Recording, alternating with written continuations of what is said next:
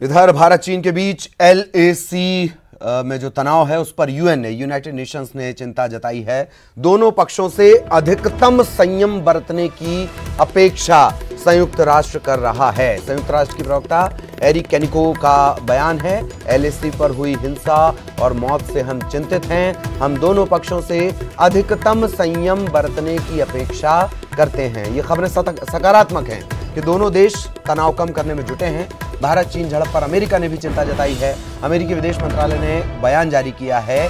LAC के हालात पर नजर बनाए हुए हैं। 20 जवानों की शहादत पर उन्होंने संवेदना भी जताई है। शांतिपूर्ण समाधान का समर्थन करते हैं। 2 जून को फोन पर ट्रंप और PM मोदी ने चर्चा भी की थी।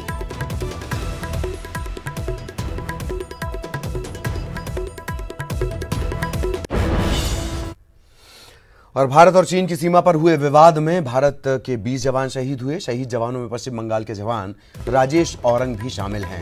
शहीद जवान के भाई देवाशीष जबलपुर के आयुध निर्माण फैक्ट्री खमरिया में तैनात हैं। अपने भाई की शहादत की खबर मिलते ही देवाशीष अपने घर पश्चिम बंगाल के लिए जल्द ही रवाना होंगे। देवाशीष ने अपने भाई की शहादत पर कहा कि उन्हें फख्र है।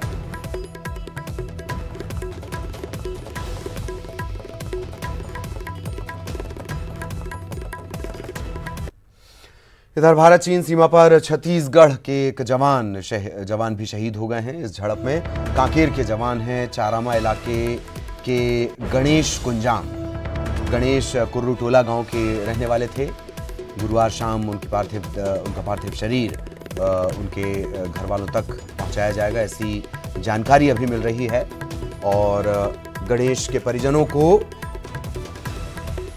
ये जानकारी फोन के जरिए दी गई।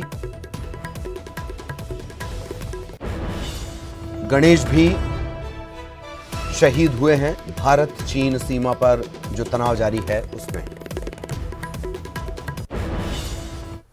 और LAC पर चीन और भारतीय सेना के बीच हिंसक झड़प में भारत के 20 जवान शहीद हुए। चीन की सेना के हमले को लेकर रिटायर्ड मेजर शमशेर सिंह कक्कड़ ने कहा कि चीनी सेना ने यह हमला किसी सिपाही की तरह नहीं बल्कि आतंकवादी या गुंडों की तरह किया। उन्होंने कहा कि भारतीय सेना के 20 जवानों के शहीद होने पर उन्हें काफी दुख है।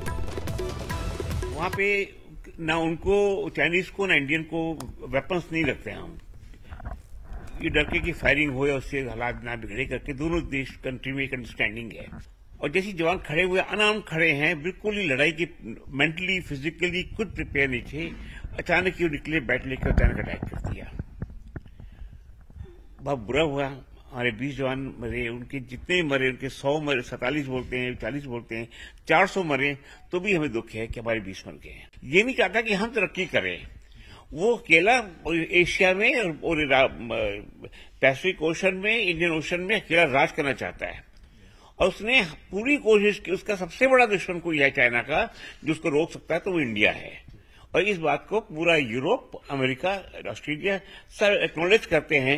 अभी बात करने का टाइम नहीं है, अभी एक्शन का टाइम है। क्योंकि ये सरकार ने अच्छी ताकत इकट्ठी की हुई है, अच्छे वेपन लिए हुए हैं, उसको अभी यूज करने का टाइम है। चाइना को सबक सिखाने का टाइम है और बताने का टाइम है कि ये 62 का नहीं है, 67 का नहीं है, ये 2020 का ही है। एंड आई एम श्योर कि हम कहीं से भी चुप नहीं बैठे होंगे, कुछ न कुछ कार्रवाई कर रहे हैं। और I think is a matter of not month और वीक्स, कुछ डेज भी आपको मालूम पड़ जाएगा।